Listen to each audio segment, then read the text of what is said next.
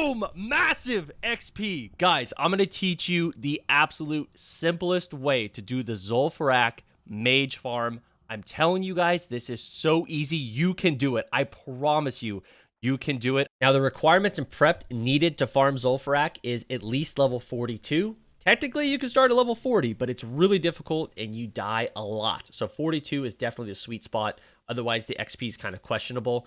For your gear, go for Eagle gear. It's good to have all that stamina to tank hits, and all the intellect will let us do a lot of blizzards for a lot of mana. We're going to need our level 40 mount. We're going to need 20 to 30 greater healing potions. They're really cheap, like 6 silver. And runes of teleportation to get back to a major city when we're ready to re-up on potions and sell off all of our greens and loot. Now, getting to Gadgetzan is really easy. Find a Warlock summon for about 5 gold, and when you get there, make sure you set your hearth to Gadgetzan, and I'll show you why in a minute. So here we are in Zul'Farrak. Your pre-run checklist is make sure you have food and water conjured, both mana crystals, ice armor, arcane intellect, and dampen magic, and then make sure you have your ice barrier and your mana shield up, and we are officially ready to start the run. We're going to start off, go on the right-hand side, go behind these boxes, give some good room to those mobs on the left, good room to the mobs on the right. We're going to go on this little hillside here, and we're just going to run straight down this hallway, face tank these hits. There'll be about 2 to 4 mobs there. That's kind of the scariest part right there in the hallway. Get past those mobs, go off to the left-hand side here, and when we get to this wall, slow it down. We need to jump a couple of times to get through that little crease there. You'll get stuck sometimes on your mount. Go past the basilisk and run through these mobs. There's a lot of mobs here, so we're just going to face tank them, run through, and get to that beautiful box there in front of us. Get off of our mount, go against that box, and we officially are in safe spot number 1. Stand here, we will reset aggro and get out of combat, and we can eat and drink back to full health. If for whatever reason you don't get out of combat, type /lay, and that will help as well to get out of combat.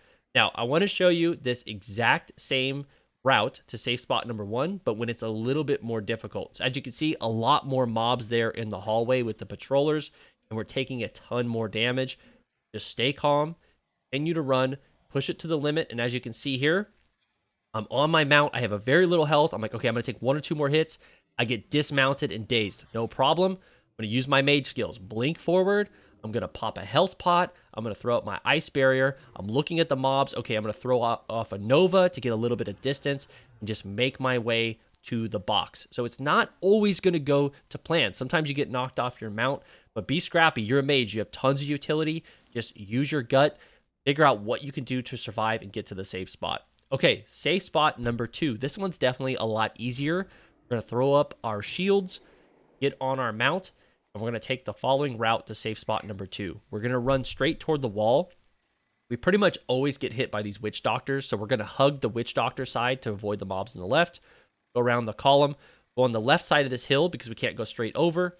Jump onto the vase. You don't have to. You can go around it. But we're just going to go on this wall, hang a left, and it's really just smooth sailing from here, guys. You'll run into some mobs in this hallway, but there's usually very little. And if by any chance you get dazed or knocked off your mount, once again, throw a Nova, blink forward, use a health pot, put up a new barrier, whatever you have to do, use Cone of Cold to slow them, and you can pretty much kite these guys all the way to the safe spot. So this is the graveyard area. We simply run to the back side of the graveyard area, and you see that nice, beautiful pot there. We just dismount, go in this corner, and boom. Now we'll reset, and we'll be out of combat, and we can officially start pulling the graves and get ready for the damage phase. So, grave pull number 1, make sure there's no patrollers in the room. If there is, we just go back behind and wait for them to go away. Put up our barriers. We walk up to the boss. He turns red. Perfect. That's what we want. Then we go ahead and start looting the graves. And because the boss is aggroed, the zombies will run to the boss before they run to us. So I like to angle my camera up into the air and just click on the graves while I move with WASD, like so. When we get to this last grave here, I like to just blink forward. You can also just run. It doesn't really matter. I like to blink forward to save a little bit of time. We go back behind our trusty vase there and reset combat and drink up to full, put our barriers back up, and now we can do run number 2, which we go to the following graves right next to us. Go ahead and start opening them up. Once again, these zombies are all going to path to the boss, giving us plenty of time. Now, we may get hit a couple of times here, no problem. Just stay calm. We have our ice armor up. It's totally fine.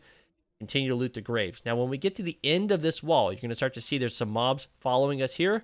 We're going to throw out a Nova. If they don't get frozen, it's not a huge deal. We're going to blink away so we have plenty of room to line up to this vase and get our camera angle right. We're going to jump on the first vase, jump on the second vase, and go to this safe spot. Once here, we just simply sit here, wait for the mobs to reset, and now we can move on to grave pull number 3. Now, I know that vase jump looks a little bit difficult, but I promise you guys it's very forgiving, and it's way better than the corner jump. Grave pull number 3, super simple. We just start over here at this wall, start pulling all of the zombies. There's not very many graves here, so it's actually quite easy, and we're right next to the vase, so we go ahead and jump on the first vase, jump on the second one, go to the safe spot, and just wait for them to reset. Simple as that, guys. So now we can start the official damage phase. To do this, we need to get up on top of that wall by the boss. And the way we could do that is by jumping on this second skull over here closest to the wall. So go ahead, jump on top of this, and there's a little flat piece on the top there. We just back up a little bit. We have enough room to just run and jump. And there we are on the wall. Now, if you're a gnome, you have to mount up here to get up to this second area. If you're not a gnome, then you can just jump regular. We mount up, get up of here, dismount, and now we want to put on mage armor because we're going to start casting a ton of blizzards and we want to start regenerating mana. Get a quick drink to make sure our mana and health's topped off. And now our goal is to make sure that all the mobs on the floor are targeting us. So we can do that by dropping a rank 1 blizzard. All of those are targeting us. We can go behind the boss here. Very carefully jump around this wall by just jumping and tapping W.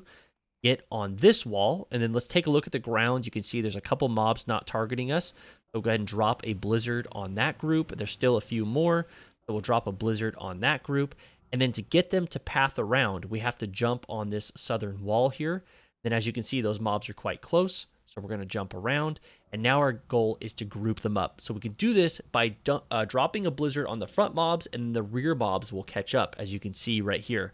So just blizzard the very front mobs. The ones in the rear will catch up, and you can see now they're already pretty tightly grouped. We'll go ahead and do one more blizzard to get them even closer together, because the closer they are together, the better the blizzard can do damage to the full pack of mobs. We'll drop another rank 1 blizzard in this location. And you can see that the target area is halfway on the mountain and halfway on the wall. That's exactly what you want. And there they are. Now they're really tightly grouped. And so now we can start casting our max rank blizzard and slowly start whittling down their health. So as you can see there, we just wait till they get a little bit of distance, get that target area correct, cast that max rank blizzard, and look at all of that damage. It is absolutely beautiful.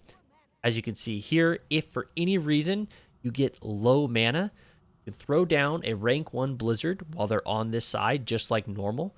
Then we can go ahead, jump to the other wall, and quickly evocate. Now, you should have enough time to do a full evocate, but if you don't, play it safe. Just cancel the evocate early and jump to the other side if for any reason you get nervous, because you definitely don't want to get hit and dazed because you could die. So we'll just start then casting more high rank blizzards. Use your mana pots, use your mana crystals, whatever you have, get it done. Now, when the mobs are low, we're going to change our blizzard location to the following spot, and we want to make sure the mobs are going from right to left.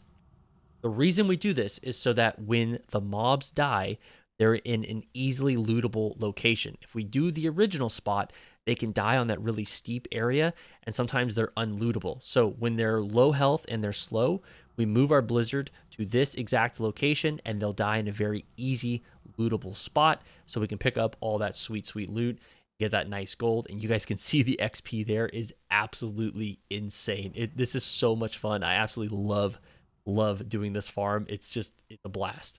So jump over here, and if by any reason you have one mob left that's like kind of high health, you don't have to use blizzard. You can just hit them with like a rank 1 blizzard, and then you can actually use your wand to finish them off. And the wand actually hits pretty far away. So you can see I have 2 left here. There's this one left. I'm going to go ahead and hit him with my wand. You can see I can actually hit him from a pretty good distance. Then I can just jump around to the other side, hit him with like a rank 1 blizzard to slow him down, and then just finish him off with the wand.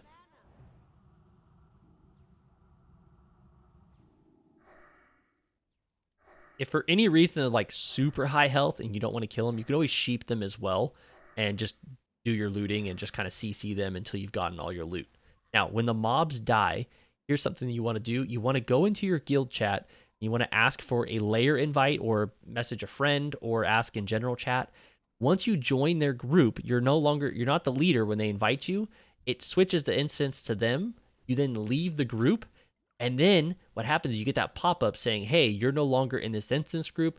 You're going to be teleported back to your Hearthstone location in 1 minute, which is perfect because that literally gives us a free Hearthstone teleport, whether it's on cooldown or not.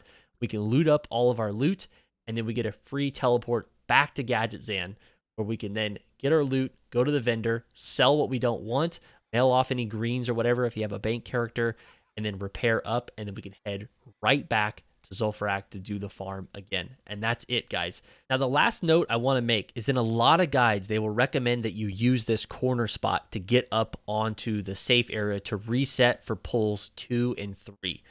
I strongly recommend you don't use this spot, especially if you're a gnome. This spot is an absolute death trap. There's so many little collision points here that make it almost impossible for me to jump onto this corner. I highly recommend using the spot that my buddy Brad showed me, which is just jump on the first vase, the second vase, and then jump up. I'm telling you, I have like nearly 100% success rate with that vase jump because it's very forgiving and easy. That corner jump is an absolute death trap, so don't do it. The second thing I wanted to note on this part when you're actually in the damage phase is jumping around this wall. Easiest way to do it is to jump using spacebar and then just tap W very quickly, and that'll allow you to do a tiny little jump that allows you to land on this wall perfectly so you don't fall in the crack. Now, if you do fall into the crack, it's not a huge deal. It's still recoverable. Don't panic. Just take your character, aim your camera toward the mountain. As you can see, my character's aimed toward the mountain, and then just jump your way to the top.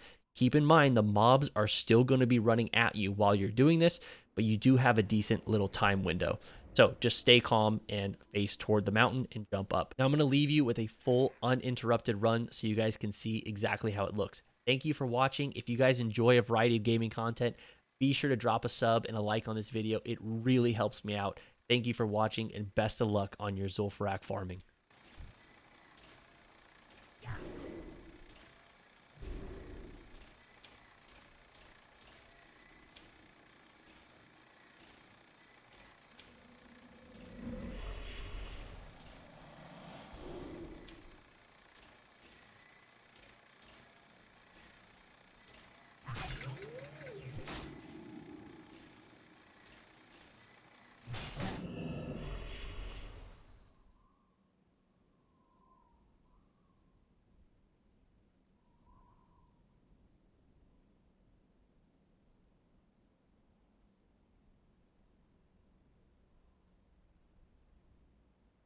It's not ready yet.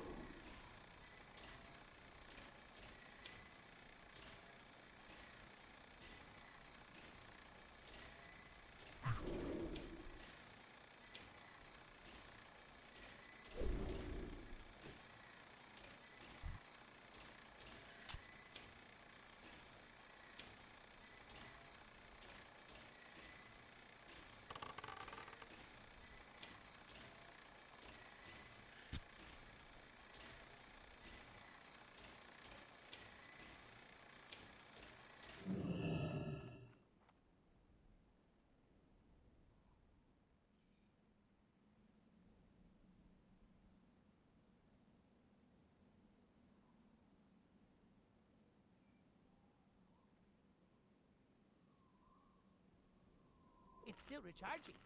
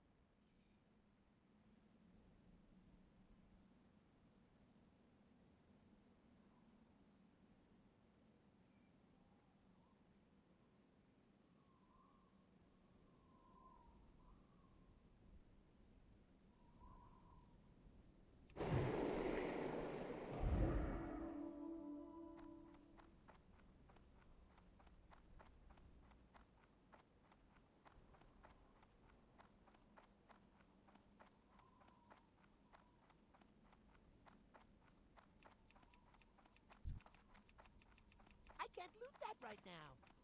I'm out of range. I can't loot that right now.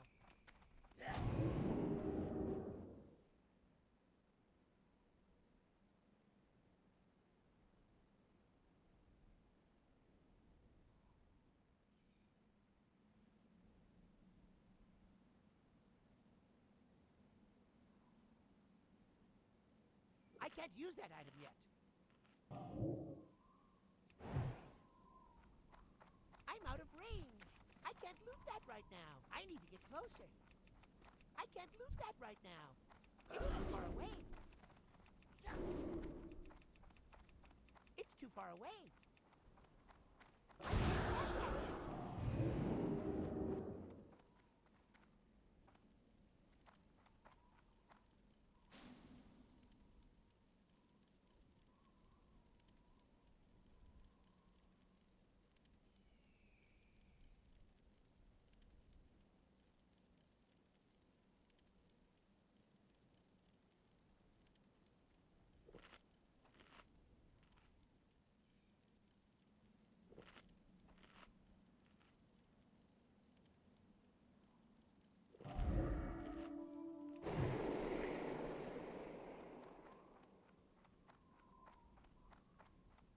I can't loot that right now.